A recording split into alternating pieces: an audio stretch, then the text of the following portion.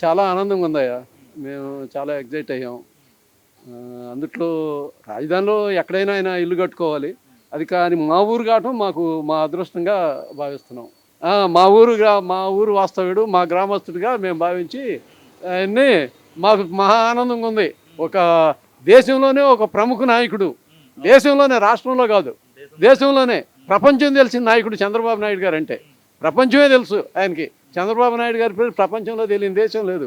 అటువంటి నాయకుడు మా ఊళ్ళో ఇల్లు కట్టుకొని మా ఊళ్ళో ఉంటున్నారనే తలకి మాకు మహా ఆనందంగా ఉంది.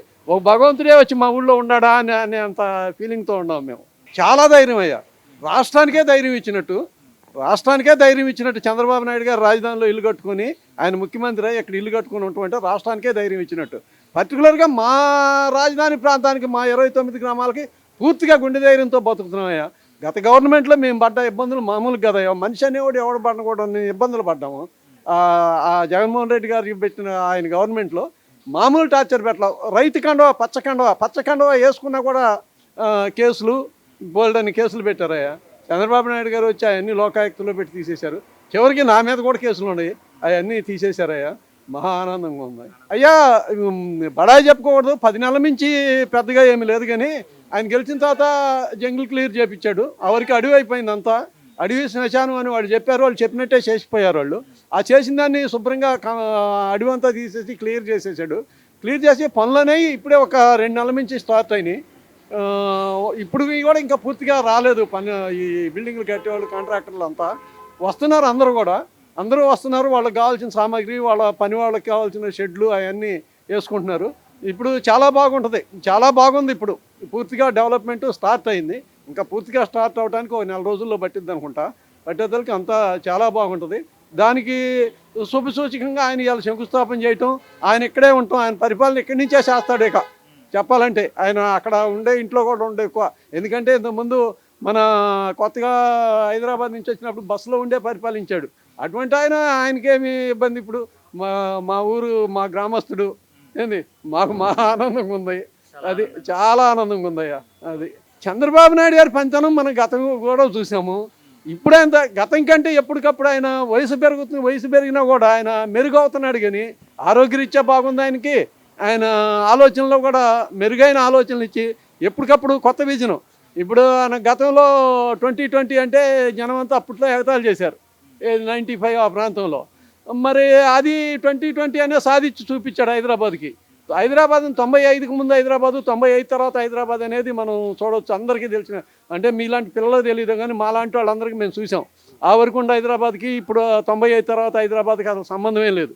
ఆవిరికి హైదరాబాద్లో తెలుగు మాట్లాడేవాడే ఉండేవాడుగా. చెప్పాలంటే ఎవడనేది అడిగినా తెలుగు వచ్చినా కూడా వాడు తెలుగులో చెప్పేవాడు కాదు, ఉర్దూలో చెప్పేవాడు. అది మనకు అర్థమయ్యేది కాదు. ఇవాళ పూర్తిగా అది హైదరాబాదు ఇప్పుడు మీరు చూస్తే తెలుస్తూనే ఉంది.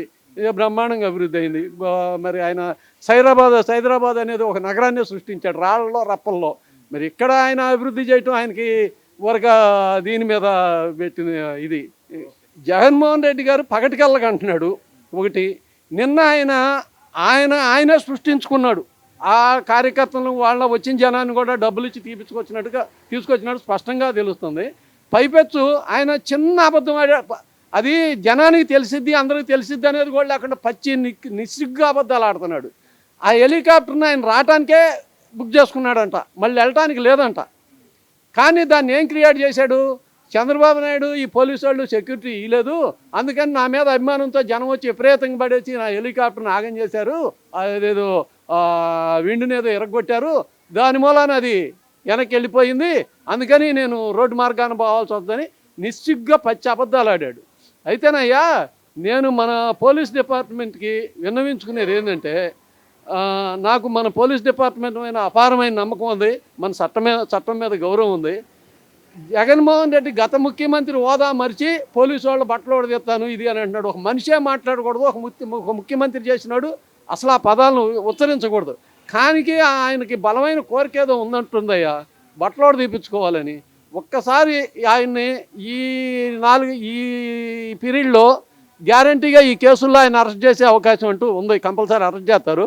అరెస్ట్ చేసినప్పుడు మన డిపార్ట్మెంటు కొంచెం మనకు ఒకసారి మన కర్మో లేకపోతే మన అదృష్టమో మన గ్రాచారం ఒకసారి ముఖ్యమంత్రి చేశాడు కాబట్టి అతను కోరిక తీర్చి ఆ బట్టలు తీస్తే మరి ఆయన జగన్మోహన్ రెడ్డి ఎట్లా ఉంటాడో ఒకసారి వాళ్ళు బట్టలు తీసి ఆ ఫోటోని ప్రజలందరికీ వాళ్ళ పర్టికులర్గా సాక్షి టీవీకి పంపిస్తారని చెప్పి నేను కోరుకుంటున్నారయ్యా. ఎందుకంటే ఆయనకి బలమైన కోరిక ఉంది.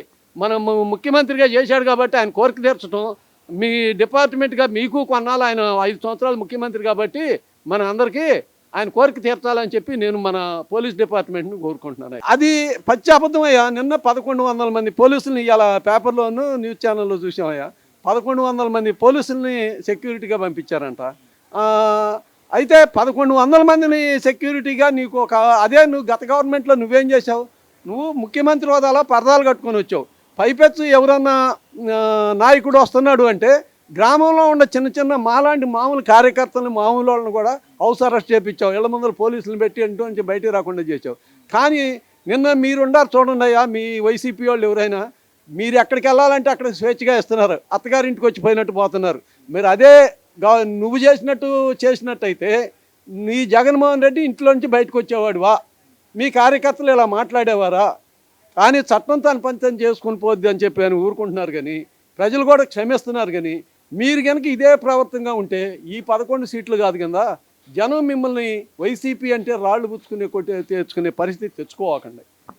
అసహ్యం వేస్తుంది మీరు మాటలు, జగన్మోహన్ రెడ్డి గారి ప్రవర్తన, వాళ్ళ పార్టీ కార్యకర్తలు చేసే అడావుడి ఇంకా చేస్తున్నారంటే ఇంక అసలు వాళ్ళకి మనుషులనాలో ఏమనాలో కూడా అసలు అర్థం కావట్లా.